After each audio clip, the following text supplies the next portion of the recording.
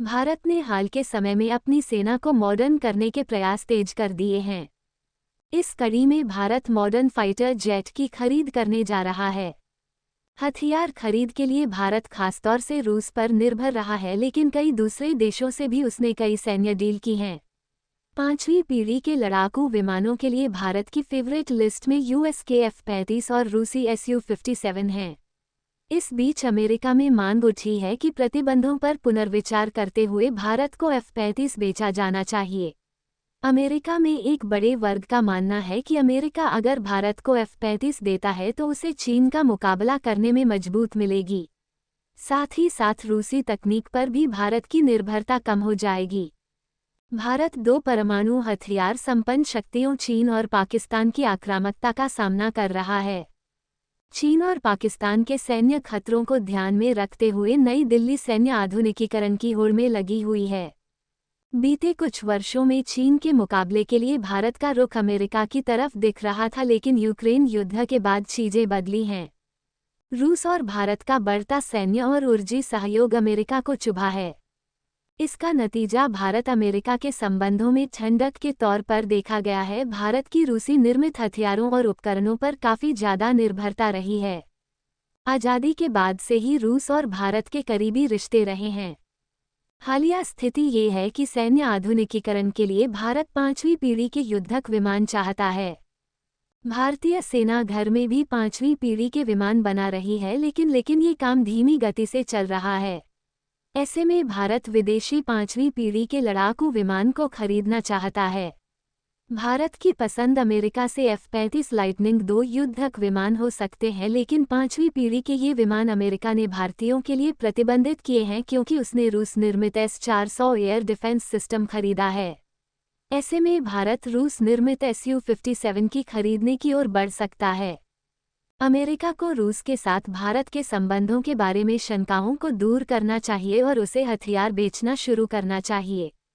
America के लिए ये इसलिए भी जरूरी है क्योंकि वह चाहता है कि चीन के खिलाफ भारत मजबूती से खड़ा रहे। रिपोर्ट कहती है कि अमेरिका को F-35 को भारत को बेचना चाहिए ताकि वे अपनी भूमि की बेहतर रक्षा कर सकें और चीन के साथ किसी टकराव के लिए तैयार हो सकें। भारत अगर रूस से Su-57 खरीदता है तो ये अमेरिका के लिए झटका होगा। ऐसे में अमेरिकी सरकार को ये सुनिश्चित करना चाहिए कि भारत को वो सिस्टम मिले जिसकी उसे आवश्यकता है और वे सिस्टम अमेरिकी हों। F-35 अमेरिकी वायुसेना का अत्यधिक एडवांस मल्टीपर्पस सुपरसोनिक स्टील्थ 5वीं पीढ़ी का लड़ाकू विमान है। इसे दुनिया का सबसे शानदार लड़ाकू विमान माना जाता है। ये हर तरह के हवाई हमले से संबंधित मिशनों को अंजाम दे सकता है और कोई भी रडार इसे ट्रैक नहीं कर सकता है। ये जेट इलेक्ट्रॉनिक युद्ध, खुफिया काम और सर्विलांस करने में भी माहिर है। भारत अपने विमान वाहक पोतों एयरक्राफ्ट कैरियर के लिए डसॉल्ट एविएशन से 26 राफेल मरीन जेट खरीदने के लिए फ्रांसीसी पक्ष के साथ कड़ा मोलभाव कर रहा है। भारत और फ्रांस के बीच इस रक्षा सौदे को लेकर दूसरे दौर की बातचीत शुरू हो गई।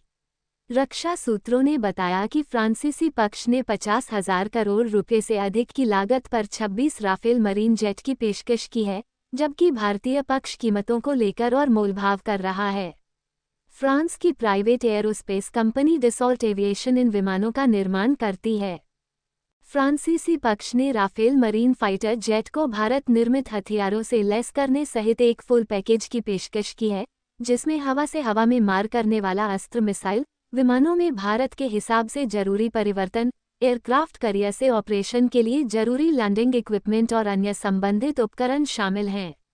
भारतीय पक्ष बातचीत को लेकर बहुत स्पष्ट है। वो इस डील के लिए बेस प्राइस के रूप में भारतीय वायुसेना को मिले 36 राफेल विमानों के पिछले सौदे का उपयोग करना चाहता है।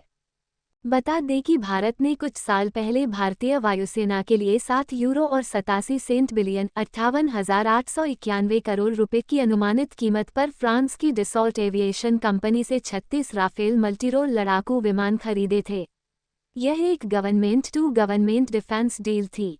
राफेल मरीन जेट की डील में इन्फ्लेशन कॉस्ट शामिल होगा, जिस पर पिछले सौदे में दोनों पक्षों के बीच सहमति बनी थी। नौसेना द्वारा इस्तेमाल किए जाने वाले ट्विन इंजन जेट आमतौर पर दुनिया भर में वायुसेनाओं द्वारा उपयोग किए जा रहे समान जेट की तुलना में अधिक महंगे होते हैं।